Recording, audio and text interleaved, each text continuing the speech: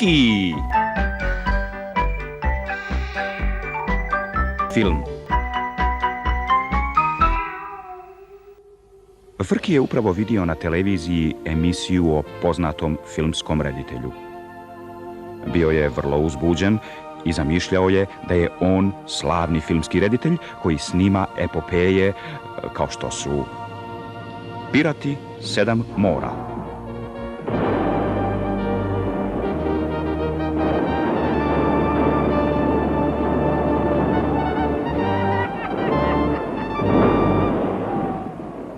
Ili Roboti s Marsa napadaju Zemlju.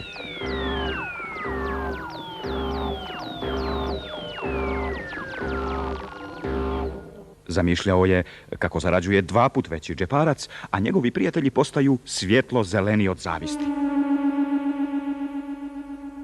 Ali onda je pomislio da je to ipak pretjerano za jednu malu mačku i da je bolje da počne s nečim lakšim, a da mu prijatelji budu glumci.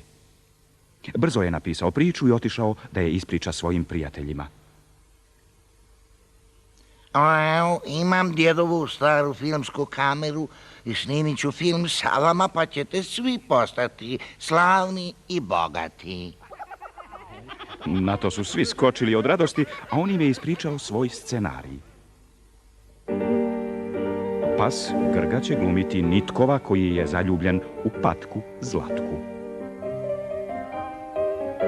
On je bogat, a ona je lijepa. Ali je zaljubljena u Gogu Zeca, koji je siromašan i pošten. I koji je mornar. Jednoga dana dok patka Zlatka čeka da se Gogo Zec vrati iz broda, sretne je pas Grga i pojuri za njom.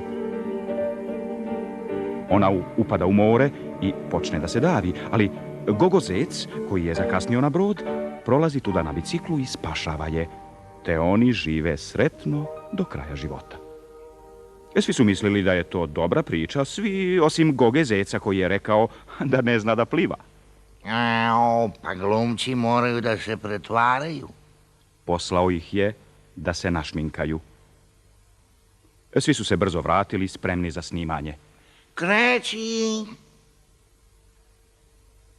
I snimanje je počelo.